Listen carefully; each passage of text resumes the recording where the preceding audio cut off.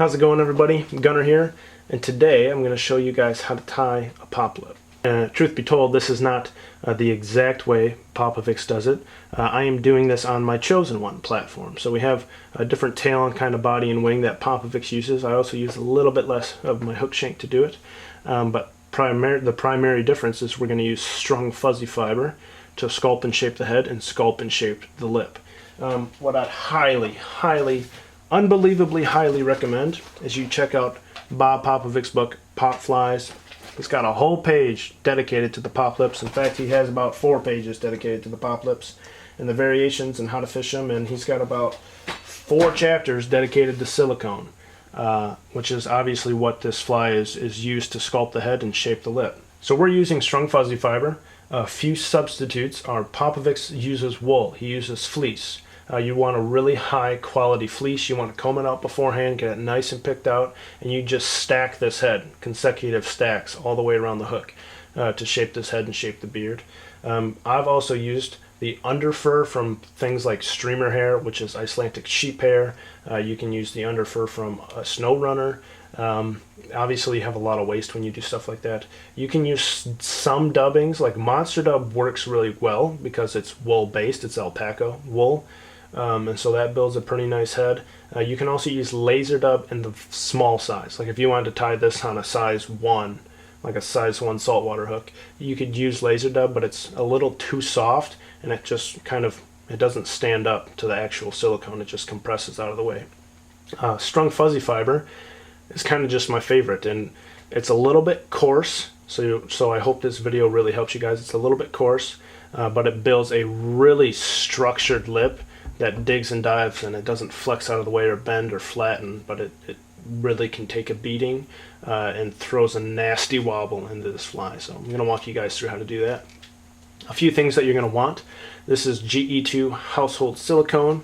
I'm also going to use the Kodak PhotoFlow solutions to smooth out the head and shape the lip. You're also going to want either painter's rags or a paper towel or something to wipe your hands and your tools off. And yeah, just a spare bodkin. Apply the eyes, help distribute some of the silicone, and that's about that. So let's dive in. This video is solely going to be focusing on how to construct the head, leave enough room, shape everything, and get the lip on there. The platform for this, the tail and the wing and the body, are all my Chosen ones. So you can watch any of the Chosen One tutorials. The bare bones bulkhead is the foundation for this fly. Check those out, but also experiment with Popovic's using bucktail, using saddle hackles, because it makes a nasty fly. So let's dive in and check this out. Alright, so the first thing I want you to notice is just how much room we have for the head. It's actually quite a bit of room. I'm using a full half the hook shank, starting right back where kind of my peacock's tied in.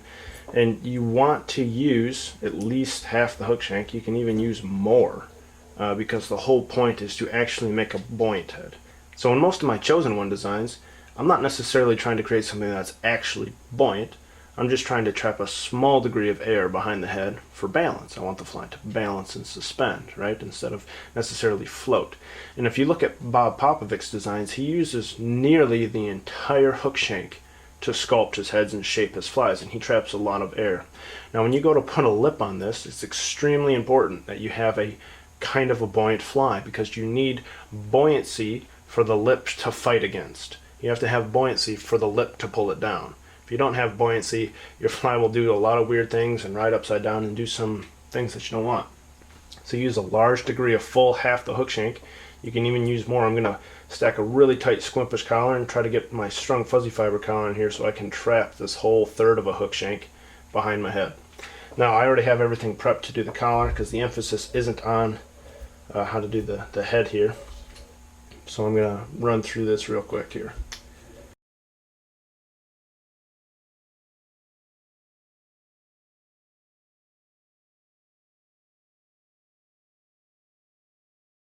So right now we have a bare bones Chosen One per normal, but simply having used slightly more room for the head and stopping about a full hook eye short of the hook eye. And I'm just going to come in and trim this nice round tubular head shape and then tone it with the chart pack right on top.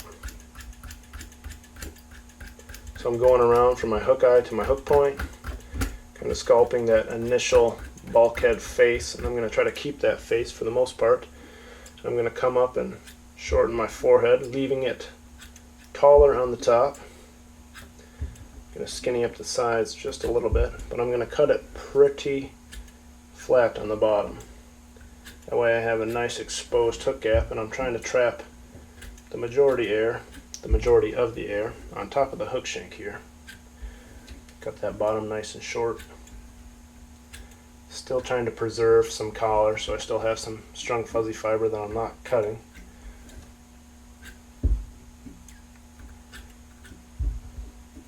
So you can see I'm shaping this the exact same way that I shaped the silicone version. Nice short fat bottom, round tubular up top, keeping a nice kind of bulky face right here. I don't want that to get too collapsed and small up here. And try to keep that kind of mullet shape. And I'm going to come and tone that with my marker.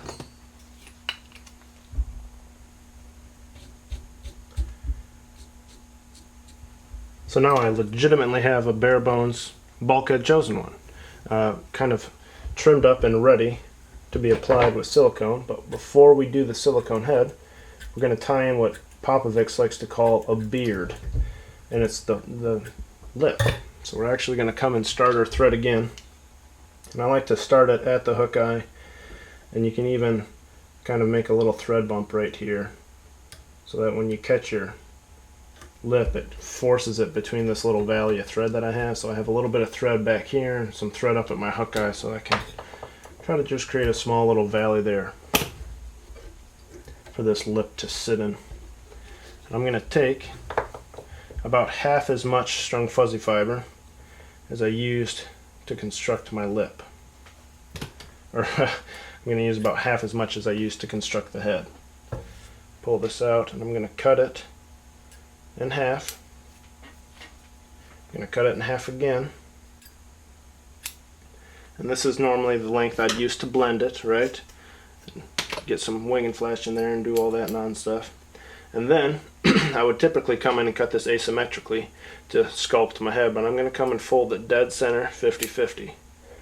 Now you're going to get a nice square edge right here. And you're going to take that square edge, you're going to shove it dead center over your hook eye. Just lightly catch some of the fibers here with your fingers if you can. Draw some thread out, come up with a nice loose wrap, and help that cinch down. You can see I put my finger on top. Help that cinch down around your hook eye. Now I'm just going to come in and almost pack that back with my fingers real quick so that it's not crowding my hook eye. And then really cinch that down. I'm going to take those back forward now. And use some good thread wraps right here. Because when you go to apply the silicone and you're pulling on this hair and pulling on this hair, you don't want to pull it out from your thread wrap. So really look at my hook. Like, tie with some pressure, guys. A lot of pressure. Now, I'm going to come, and you can just kind of pull all this forward and then shove it down. Oh, look where that hook eye showed up, right? You want that hook eye to just punch right through the head right there. If you bring your thread straight to the top, you cross it over the top, and now I can catch my hook eye. I have a nice clean catch right on top of that thread valley I made. I can put down some thread, come in with a half hitch, come in and whip finish, and now I have tied a beard right on the front of my fly. And what's really cool is when you take that hair and you have it all the way around, and then you shove it, you know, you have it all the way around, and then you shove it down around your hook eye, you kind of get this nice, super wide cupped face that we're going to sculpt. Now these butt ends back here, you want to cut these off. Make sure you don't kind of cut them too fat, you know, you don't want to, I don't know, don't hurt your original head. That's kind of what I'm trying to say. Because you got to cut these at a weird angle, a pretty aggressive angle. Make sure you maintain that original silhouette. You can even pull your lip, your beard out of the way. Just collect all those fibers.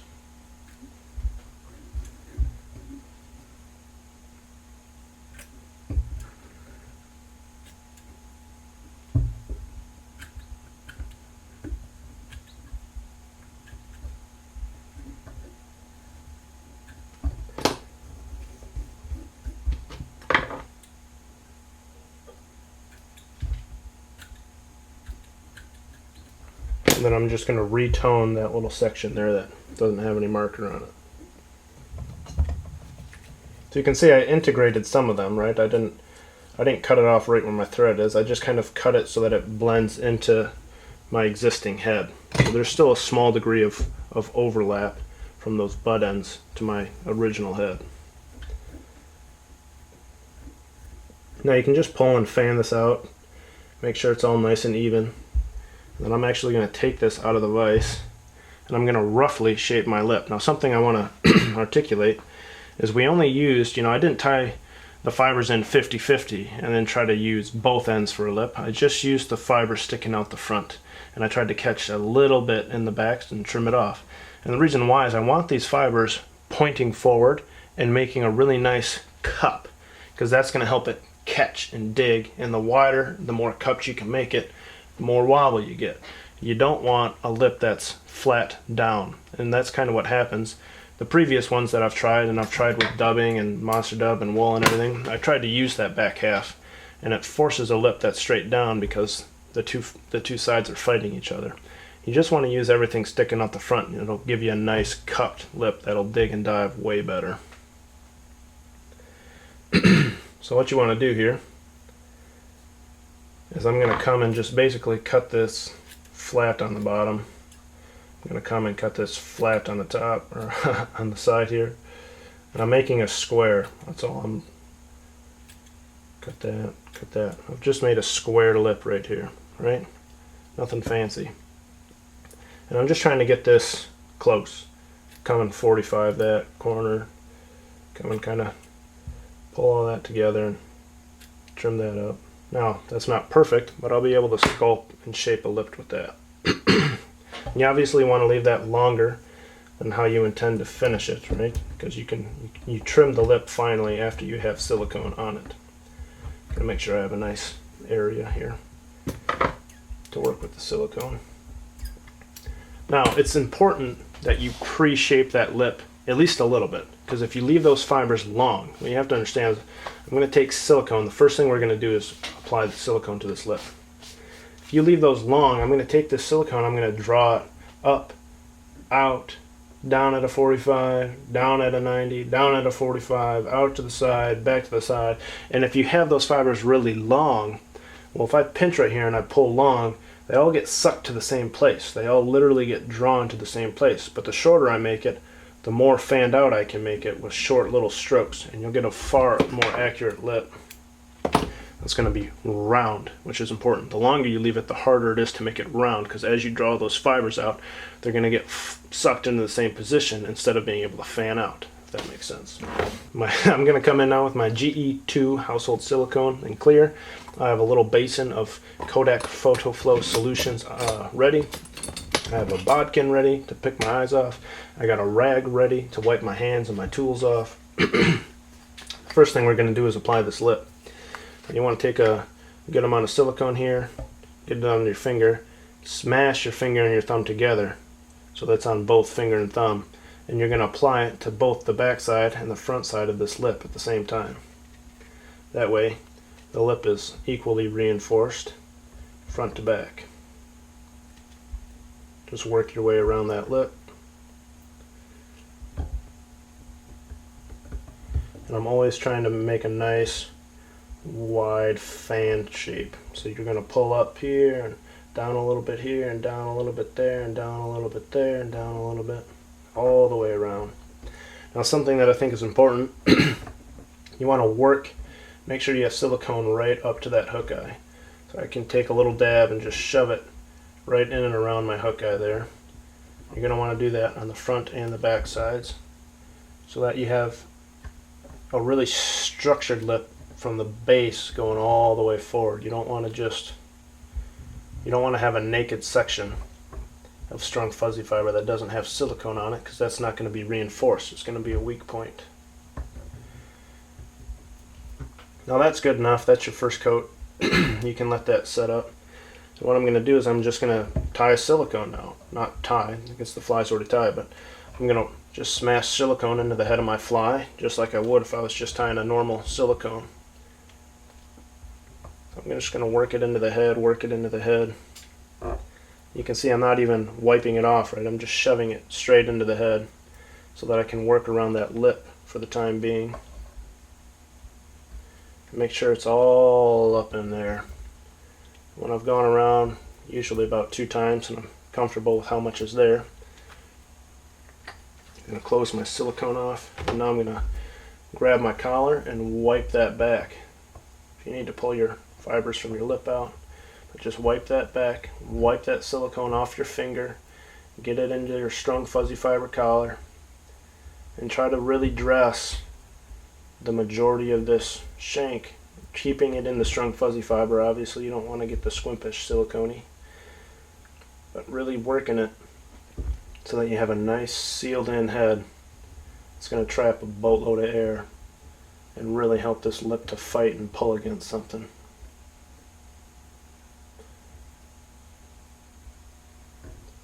But that is your first coat right there. This actually came out pretty good. Now I'm gonna reseat this in my vise real quick, make sure that's really good and tight. And you can see I'm grabbing way down on my bend, which I normally wouldn't do, but I'm trying to make sure I have plenty of exposure here to really clean that up and around my jaws. But I'm gonna come in now with my silicone again. I'm gonna take my bodkin, I'm gonna make a big little fat section of silicone to put my eye into, just to help that really adhere and stick in there.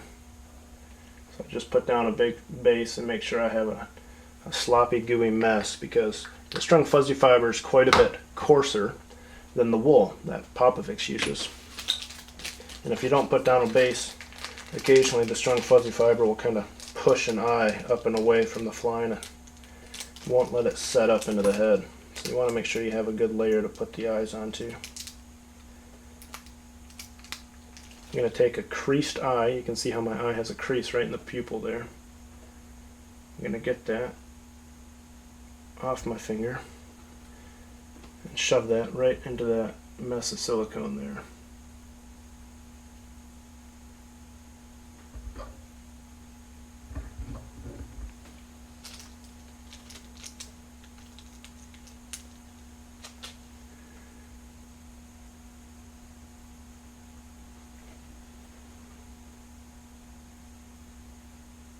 Now I have eyes symmetrically placed either side of the fly, just above my horizontal line here, kind of right where I have my marker intersecting my light bottom, which is a good reference point for symmetry.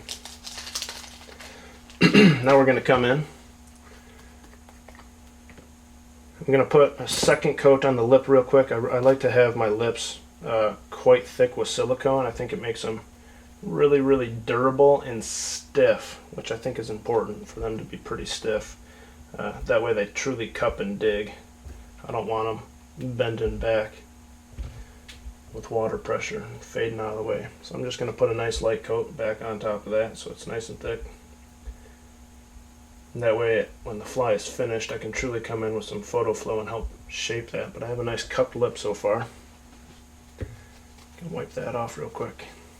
I'm going to come in with my bodkin the way I did my silicones, and I'm going to put just a glob all the way around the fly here, right on the head, and I'll work it right up into the base of that lip so that the base of that lip is really supported with silicone.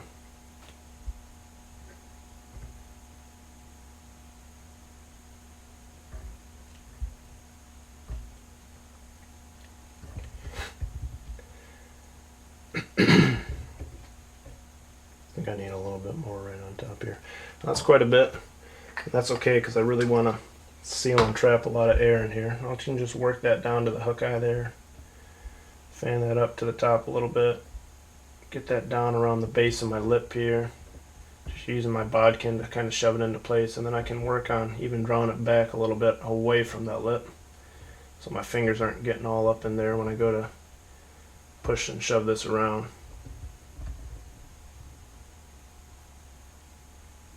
There we go. I have a big, messy, goopy glue head. And then you're going to come in, get your fingers soaking wet with some photo flow. You can see I got a drip going down my finger here. And I'm going to just work that around the head by smashing it into place. You just want to push on top of it, and it'll move away from that pressure and make a nice even layered coat.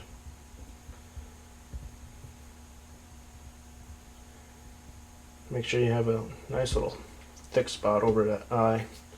It'll really help the eyes. If you have a nice thick layer of silicone over the eyes, they won't shine through as much, but that's why we're using a super pearl. We have a really highly reflective eye color.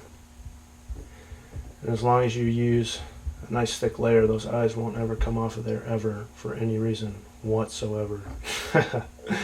They're literally sealed. They're glued in place and then sealed over the top. It's phenomenal. Really work that around the head here. I have a nice smooth base butting up into my lip that's really structured and supported. All of this is sealed in place, trapping a really good degree of air. And then what you can do here, you want to get both your finger and your thumb wet. So both my finger and my thumb are wet with photo flow.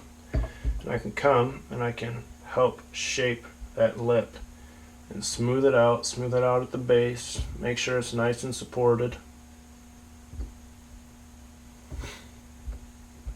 Make sure my densities are even and really help that. You can even just draw your fingers together and make a really nice rounded cupped lip.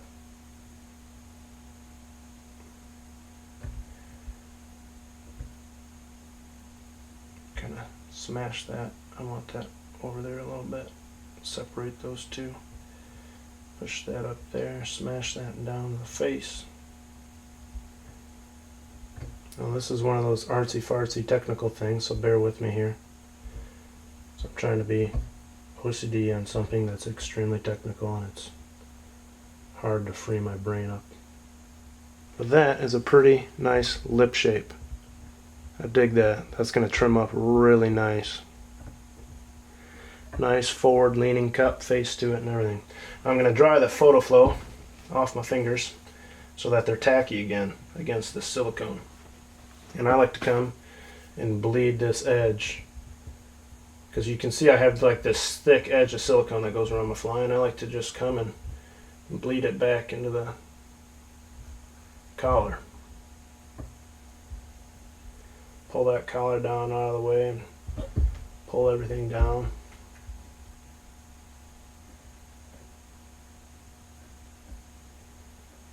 Really make sure you're getting on either side of your hook point here. And that right there is how you sculpt and shape a Bob Popovic's pop lip. Technically, you can trim this lip right now, especially if you have a rag or something to wipe your scissors off. The problem is I like to trim things in my hand. I like to hold the hook and do all that, and so I can truly manipulate it and shape it. So I like to let these set up overnight. I'll just put it down, come back, trim the lip tomorrow. But I'm going to try to do it in my hand right now, even though everything's not set up. So more or less, you're going to come and you want to cut that bottom nice and flat. Now my lip is already close, right? And I want that cut so that you can just see my hook point. I want it just shallower than my hook point. And every time I make a cut, I'm going to wipe my scissors down on a towel here. Then I'm going to come, you can see that's not quite square. Not quite square yet. There, that's pretty square. That's close enough to being square right there. And then, let me see if I get that out of the way. I can hold that here. We can do this right here. Then I'm going to come and cut this straight up vertical, and I want it just slightly wider than the head of my fly. Just slightly wider. So I'm coming and cleaning that up and then wiping that excess off. And then all you have to do to shape this lip, to truly shape this lip, well, I'm going to match sides here so both sides are kind of close in my box. But you just come in and you cut these edges here at about a 45-degree angle. You cut this edge at about a 45-degree angle, and you cut this edge at a 45-degree angle. You come and cut this edge. And then to get it round, you cut those edges, right? Cut that edge off, Cut that edge off, kind of come up here, cut this edge off, work your way around.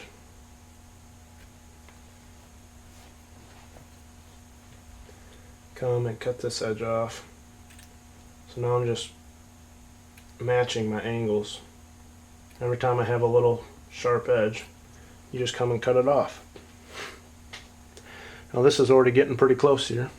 And what you don't want to do is you don't want to over trim this. Because ideally, you're going to leave the lip larger than you need. And then you're going to go fish it.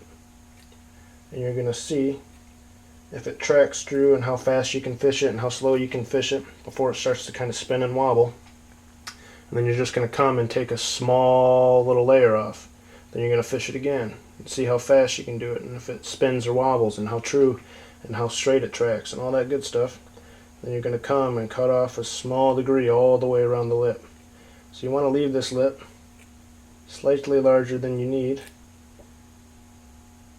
and then you truly want to go fish it before you make those kind of final cuts. Because right now there's no way to know, besides from just your gut experience and having tied, 30 of them or whatever, how big that lip should be for this hook and for how much air you have and how exposed your hook gap is and all that stuff, right? There's a lot of variables that are going to go into making sure this lip does everything correctly. So that's pretty close.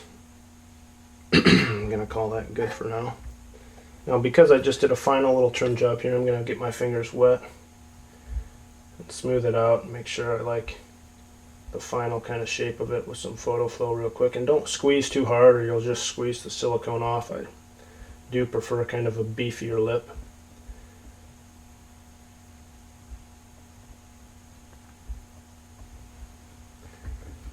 So when you're fishing this fly and you're out testing this fly and you're truly fine-tuning your lip on the water, something you're going to want to have with you or be aware of is when you get back, if it's still not tracking true, or if you're like me, I fish a lot of rivers, so I have a lot of fast currents, but I also like to fish just kind of faster in general. I like a pretty fast retrieve. But you can put lead on the bend of your hook shank just the way we did on the tips and tricks video for your jerk flies. You can see here I have 5 turns on the bend of my hook. This is the same hook, the Ahrex 1/0 TP610. This is the lip size that was tracking true for me, and you can see they're pretty darn close to being about symmetrical and even here between the two flies. And this thing, all I do is you just wrap the lead around that hook shank and just super glue it and hold everything out of the way for 2 minutes and it cures up. And this fly's already caught a handful of fish and it stays well in place. The only reason that's going to come out is if you grab that hook bend with your pliers and yank on it, but you pinch your barbs and a little lead right there will go a long way to making a pattern like this truly track true, which is super critical to getting it to dig and wobble. It has to track true in order to get that kind of correct swimming, crankbait style lip. So that is Bob Popovic's pop lip on the Chosen One, fully dressed silicone head. Yeah, I hope that gives you something to play with because they are ridiculously fun to fish. The action is try it, just try it, swim it. This is kind of my favorite fly, I think, because it's just wicked cool. And unlike a crankbait, like if you look at a lot of stick baits, but they do this, but because this is all soft undulating material behind the head does that, and the body just serpentines. Like, it's ridiculously cool, unbelievable action. But that's the pop lip. Thanks for watching, everybody, and happy tying. That fish came out of those weeds right there.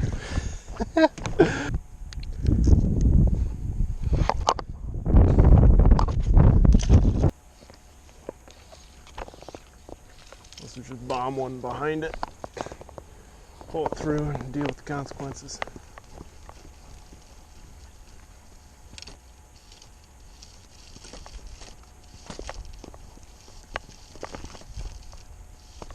Oh. Did you see him? Now I got weeds on my leader. There he is. Oh, that was sweet. Had a big piece of reed stem on my leader. He still didn't say no to that. Good, buddy? Alright. I got pinched barbs, so that worked to my benefit there. Pop lip. Drove them nuts.